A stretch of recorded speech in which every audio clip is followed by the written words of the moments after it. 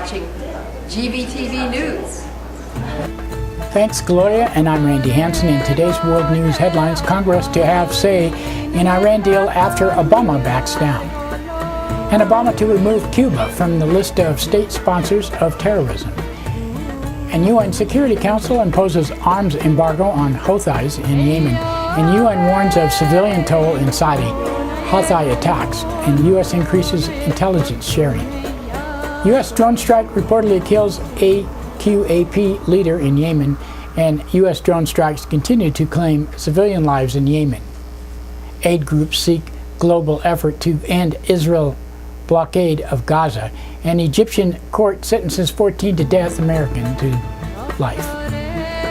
9-year-old victim reportedly pregnant after rape in ISIS captivity, and Clinton backs constitutional amendment on campaign finance, and 2 charged for sexual assault on crowded Florida beach, and former educators sentenced for Atlanta school cheating scandal. The New York students stage mass boycott of standardized tests. And fast food and other low-wage workers stage nationwide day of action. GVTV News is broadcast on Grass Valley Television, division of Rural Counties Television Network, whose focus is on community involvement. We also air on NCTV. But before these stories, GVTV News would like to thank one of our underwriters who supports your only visual video news media in Nevada County. That's right, it's us. GVTV News.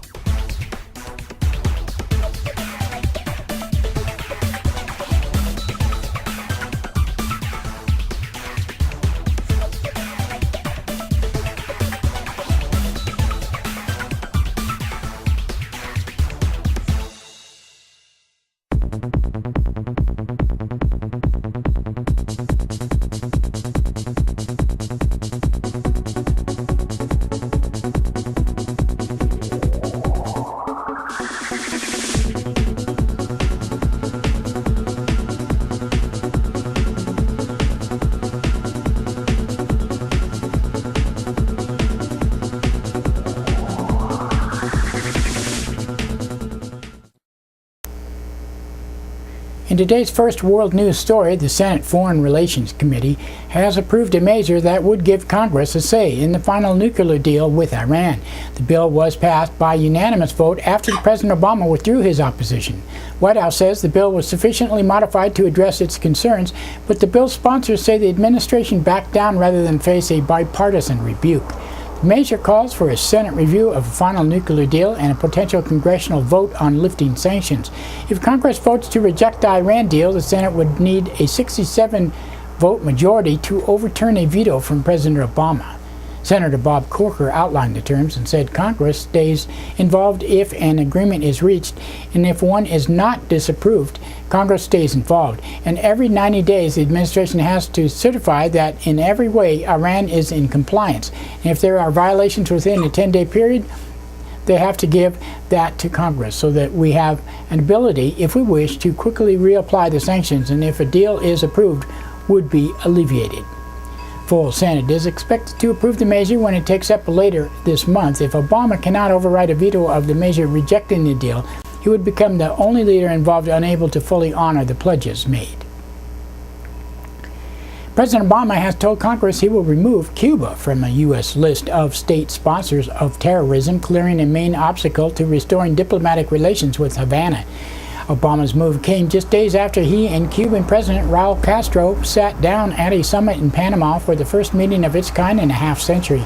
Cuba was placed on the terrorism list in 1982 at a time when Havana was supporting liberation struggles in Africa and Latin America. Once Cuba is officially removed from the list of 45 days, Iran, Sudan, and Syria will be the only countries remaining. UN Security Council has passed a resolution imposing arms embargo on Houthi rebels in Yemen. U.S. Ambassador Samantha Power said the measure targets those stoking Yemen's violence. She said the United States strongly supports the adoption of today's resolution, which imposes consequences on the Houthi, and former President Saleh demands that Houthi cease military operations and calls on all sides to once again return to the negotiating table. The imposition of the global asset freeze and travel ban in Ahmed Ali Saleh and Abdul Malik al-Houthi, as well as targeted arms embargoes, shows that this council will take action against those who continue to undermine efforts towards reconciliation. Several Yemen analysts say the measure could intensify the siege of Yemen, which has choked off its economy and denied vital supplies to a country in crisis. The measure adopts no restriction on the military campaign led by Saudi Arabia and excludes an initial Russian proposal for the humanitarian pause in the Saudi-led strikes. According to the UN figures, at least 364 civilians have been killed, more than 680 wounded since the Saudi strike began 3 weeks ago. Both the strikes and Houthi rebels' attacks have been blamed. On Tuesday, UN High Commission for Human Rights warned that both sides have committed war crimes and urged Saudi Arabia to avoid bombing civilians and public infrastructure. The Saudi-led strikes have had a big problem, but they have also increased support for strikes in recent days, providing them with direct targeting support for sites the kingdom wants to bomb. In other news from Yemen, the group Al-Qaeda in the Arabian Peninsula says one of its senior leaders have died in a U.S. drone strike. Ibrahim al-Rabash, a top Saudi figure in the AQAP and former Guantanamo Bay prisoner, was reportedly killed in Sunday's bombing. Al-Rabash was $5 million bounty on his head. Former Gitmo guy. We just let him go, didn't we? Latest U.S. drone strike comes as a new study by the Open Society Justice Foundation has found that these strikes have killed Yemeni civilians, despite President Obama's vow to launch attacks only if there are certainly no innocents will be harmed. Civilians wanted to know why they had been targeted when they were not affiliated with Al-Qaeda. They wanted justice, but sometimes it's hard to bomb people that are hiding in the middle of all the civilians. An Egyptian court has confirmed the death sentence of 14 people, including Mohammed Badi, leader of the Muslim Brotherhood, Islamic Muslim terrorists. Badi has been sentenced to death before, with those sentences later reduced to life imprisonment. The court has also sentenced American citizen Mohammed Sultan to life in prison on charges of supporting the Brotherhood and transmitting false news. Defendants were tried for events surrounding the Rabaa massacre of August 2013, when Egyptian forces killed hundreds of protesters opposing a military coup. Verdicts will be appealed to Egyptian's highest civilian court. They come just 2 weeks after the Obama administration lifted a freeze on military aid to the Egyptian regime. In a statement, the White House condemned Sultan's life sentence and demanded his immediate release. A 9-year-old girl is reportedly pregnant after being gang raped in captivity by the militant group Islamic State in Iraq, the Islamic Muslim terrorists. Girl is one of more than 200 Yazidi Christians released by ISIS last week. She had been flown to Germany for medical treatment. Aid workers say she is so young she could die if she delivers a baby. Hillary Rodham Clinton has kicked off her bid for the Democratic presidential nomination with her first formal campaigning in Iowa.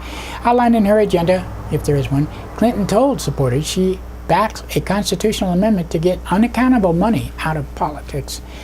She said, "We need to build an economy of tomorrow, not yesterday. We need to strengthen families and communities because that's where it all starts. We need to fix our dysfunctional political system and get unaccountable money out of it once and for all, even if that takes a constitutional amendment. And we need to protect our country from the threats that we see and the ones that are on the horizon." So I'm in Iowa to begin a conversation about how we do that. 2 college students have been charged with sexual assault in Florida. Police say that was witnessed in broad daylight, but there was no one even tried to stop it. Cell phone video shows suspects surrounded an incapacitated woman on a crowded beach filled with college students on spring break. Police say the victim was then gang raped while a large crowd stood around. Third suspect is being sought.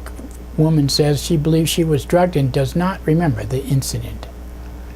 Former educators in Atlanta, Georgia, have been given prison sentences of up to 7 years for their roles in massive cheating scandal at public schools. Prosecutors say teachers were forced to modify incorrect answers, and students were even allowed to fix their responses during exams. 21 other defendants avoided trial with plea deals, but the 9 sentenced to jail rejected sentencing agreements so they can appeal. It is said to be one of the largest school cheating scandals in U.S. history. Donald Bullock, an educator who reaches the plea deal, apologized for his role. Case was fueled by new scrutiny of the education system reliance on standardized testing. I think a lot of Common Core stuff there. With critics saying incentives cheating. According to the New York Times, cheating was growing at school districts around the country as standardized testing has become a primary means of evaluating teachers, principals, and schools. In a mass show of opposition to standardized testing, tens of thousands of parents in New York State have their children boycott the annual English language arts exam. Action is seen as a major challenge to the education agenda of Governor Andrew Cuomo and to standardized testing nationwide, which is what Common Core is all about. Doesn't really work very well. Probably won't be around very long. Protests are being held across the country today, what organizers call the largest ever mobilization of underpaid workers. Fast food workers in 230 cities are walking off the job as part of a Fight for $15 campaign to push the $15 an hour minimum wage. Hundreds of workers in Boston held their action one day early in deference to the today's anniversary of Boston's marathon bombing. In New York City, its day of protest kicked off this morning at McDonald's in Brooklyn. Well, this was last week. Students will have to walk more than, well, I don't know what they're doing, but the students and the fast food workers will be joined by low-wage employees from other fields and businesses, including home care, child care, airport, and Walmart. But I think that money and minimum wage is based on our economy, and our economy is not doing very well right now. That's it for today.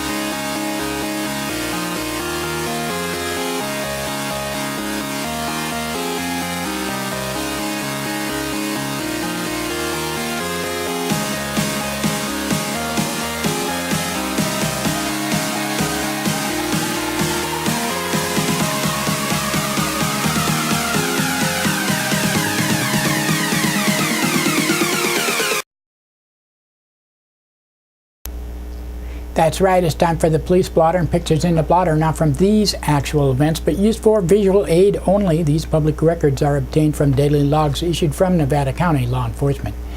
Grass Valley Police Department on Monday, 7:28 a.m., a caller from business 900 block of Sutton Way reported a woman had locked herself in a bathroom, refusing to leave, had been in there for 30 minutes. 7:52 a.m., a caller from business 100 block of East McKnight Way reported a man broke the door. 8:12 a.m., a caller from business 100 block of West McKnight Way reported a person tried to break in. 10:33 a.m., a caller from 1000 block of Sutton Way reported a person was being violent inside a store. 12:24 p.m., a caller from 100 block of Melissa Court reported finding a syringe which was collected and destroyed. And 12:35 p.m., a caller from business 400 block of Henderson Street reported a woman wearing fairy wings was lying on a pew. She had been reported as a missing person. 1:13 p.m., a caller from 800 block of Sutton Way reported a man looking into vehicles in the parking lot And 3:30 p.m., a caller reported a Facebook hacking incident. 3:47 p.m., a caller from 1000 block of Sutton Way reported a woman shoplifted makeup. She was cited. 5:21 p.m., a caller from Plaza Drive and Brunswick Road reported seeing a dog hanging from a tree. Dog had gotten hung on a branch and had been freed. 5:56 p.m., a caller from a man from 1200 block of East Main Street reported a person punched him 4 times in the head and then left. Then the person came back and they were arguing. It was a family dispute and no charges were requested. Tuesday, 12:41 a.m., an assault victim was reported at the hospital. And Nevada County Sheriff's Office on Monday, 8:44 a.m., a caller from Cascade Crossing in Carr Lake Court reported theft from a construction site. At 9:01 a.m., a caller from 14,000 block of Warden's Court reported a car on a fire inside a garage. At 9:29 a.m., a caller from Alioto Drive reported a house had been broken into with a ladder against the deck and a window broken. At 11 a.m., a caller from 15,000 block of Uwin Court reported squatters had changed the locks. At 12:09 p.m., a caller from 15,000 block of Red Dog Road reported a dispute with a man spitting on a woman's face. He was arrested on suspicion of being under the influence and controlled substance and possessing drug paraphernalia. 12:59 p.m., a caller from Wilson Road reported ongoing theft issues. And 1:28 p.m., a caller from 12,000 block of Fallen Leaf Lane reported a truck stopped in front of every house. Extra patrols were requested. 2:54 p.m., a caller from 1100 block of Eddy Ranch Road reported theft of mail. 4 p.m., a caller from 24,000 block of Highway 49 reported an assault and runaway. And 4:23 p.m., a caller from 10,000 block of Cedar Way reported a man outside screaming obscenities regarding a pending court case. He was arrested on suspicion of offensive language in a public place and bad tattoos. 5:29 p.m., a caller from 11,000 block of Via Vista reported a possible trespasser in a greenhouse. Wonder why. 5:48 p.m., a caller from 11,000 block of East Bennett Road reported a vehicle was broken into and multiple items were taken. And 6:01 p.m., a caller from 17,000 block of Broken Arrow Place reported residential burglary with crossbows and money taken. And 6:16 p.m., a caller from 13,000 block of Apple Juliana reported a rabid skunk. 6:29 p.m., a caller from Highway 49 and Newtown Road reported illegal dumping. And 6:56 p.m., a caller from 13,000 block of Rough and Ready Highway reported a man assaulted his son with both of them on the ground. At 11:51 p.m., a man was arrested on suspicion of driving under the influence after being stopped for riding a motorcycle without lights. Nevada City Police Department on Monday, 12:42 p.m., a caller from 500 block of Spring Street reported a man loitering in his vehicle, smoking and littering. He was moving on. Maybe it was 2 of them. And that's it for the Blotter today. Now, another thanks to one of our underwriters who supports your only visual video news media in Nevada County. That's right, it's us, GVTV News.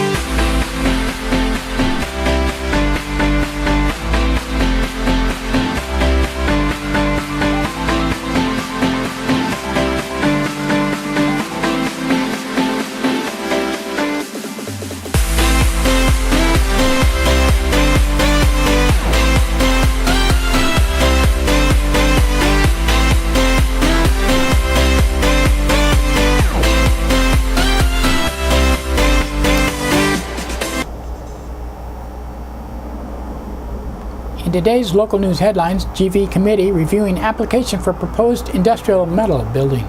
And DUI suspect reportedly caused crash and fled scene. Grass Valley Development Review Committee met Tuesday morning to air recommendations for local property owner Lee Thurston, who recently submitted a conceptual design application to construct a 36,000 square foot industrial metal building on his 4.19-acre parcel in Nevada County's Loma Rica Industrial Park. The building, Thurston said, would be a manufacturing warehouse used by a South Sacramento company looking to move into the county, bringing anywhere from 40 to 50 jobs into the area. This company is committed, Thurston told the Union. It's not a question of whether they want it to or not. They're already committed, but something has to happen this year.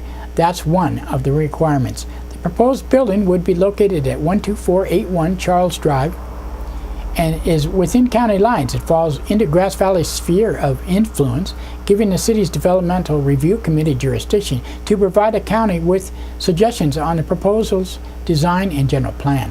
Final approval of the application, though, will be given by the county. On Tuesday, committee members addressed concerns they had with the structure and design of the building. I always think it's a good investment when you can make the building look as good as it can without breaking the bank, committee member and local architect Tony Rosas said. In my mind, it's too simple. It's pretty basic, but it's tough. I know we're up against the dollar, and we understand that. Grass Valley senior civil engineer Tricia Tillotson recommended that Thurston develop a drainage and mitigation report, provide an oil water separator for stormwater runoff, alter the design's curb gutter configuration, and make sure the facility's septic tank connects to the proper sewer system. We would also recommend no parking within 20 feet of the driveway, she added. According to the city documents, the project proposes one primary access point to the building on Charles Drive and one emergency access on Park Court. The property will have 41 parking spaces located at the northeast corner of the lot. Deputy Fire Marshal Jeff Wagner submitted fire safety recommendations to Community Development Director Tom Last, which stated the importance of identifying fire and flood safety requirements, providing on-site water supply, and fully supervised fire alarm and sprinkler system. Thurston previously owned and housed Furniture by Thurston, a furniture manufacturing company, in the warehouse on the same property before the business was sold to KLN Steel in 2007. December 2014, Thurston Furniture announced it would move out of the area. Thurston would not reveal the name of the company, but said the products, environmentally based products, sold out of the area. We'd like to have it all built and ready by the end of the year, he said. The company's alternative would be to buy a building in Lincoln instead. So this offers us the kind of jobs that we don't have a lot of around here. The company is growing quickly, and if we could get a piece of the action, I think it's something worthwhile. Thurston said he will meet with county officials tomorrow, this was the other day, and with Sacramento-based company on Friday to discuss the city and county's recommendations. We do need jobs around here, so it might be a good deal. A man was reportedly driving erratically at high speeds on a winding section of Highway 20, crashed head-on into another vehicle, and then fled into the woods Monday afternoon. Scott Michael Potkin, 43, was driving an Audi Quattro westbound on highway just west of Harmony Ridge Road at an extremely high rate of speed, about 2:15 p.m., said California Highway Patrol spokesperson Greg Tassoni. He was reported as driving faster than 70 miles per hour. He was unable to maintain the control and crossed into the oncoming lane, hitting Highlander head-on. The other driver, a 59-year-old Nevada City woman, sustained minor injuries and declined to be transported to the hospital. Potkin reportedly ran into the woods but was described by witnesses. We were able to obtain his cell phone number and called him, Tassoni said. We told him it would be in his best interest to return. Potkin reportedly eventually returned to the scene about 45 minutes after, was determined to be under the influence. He was booked into county jail on suspicion of driving under the influence, causing bodily injury, driving under the influence with blood alcohol content of 0.08 or higher, hit and run causing injury, and driving a license that had been suspended for prior DUI. He was being held in lieu of an $80,000 bail. Tough one. And that's it for today.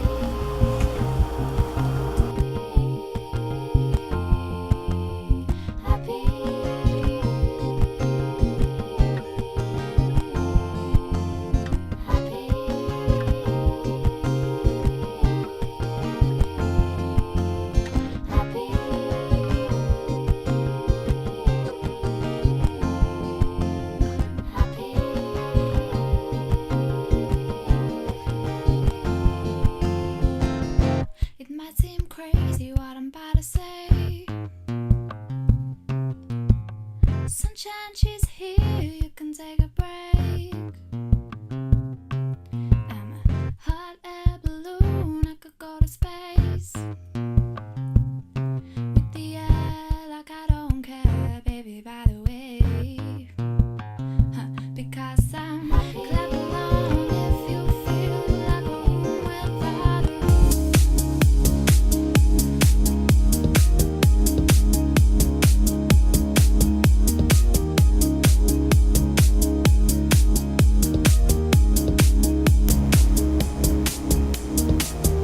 Grass Valley Television brings you local and world news, and we broadcast our 30-minute show 6 times a day on NCTV, Public Access, Comcast Cable, Channel 11 and 18. Also, we're on Sudden Link, Channel 16 and 18. We have 3 amazing series: Music, a 30-minute weekly show that airs 4 times a week, and Pride, Integrity, Guts, and Service, hosted by Sheriff Keith Royal and me on a bi-monthly series, plays 4 times a week. We're your community media, and if you have a business and would like to underwrite our shows, we offer almost 200 30-second spots a month on Comcast and Sudden Link. We also stream live on NevadaCountyTV.org and video on demand there, and our own websites, GVTV.org and GrassValleyTelevision.com. We also post to several Facebook pages and YouTube, Vimeo, Blip.tv, and many other sites on the web where we mirror our shows. We provide 30-second spots and a 60-second spot for you to embed on your webpage or whatever you want to do with it. For more information, you can call us 362-8889 or email grassvalleytelevision@gmail.com. We will be happy to explain how your support of us will help us support you.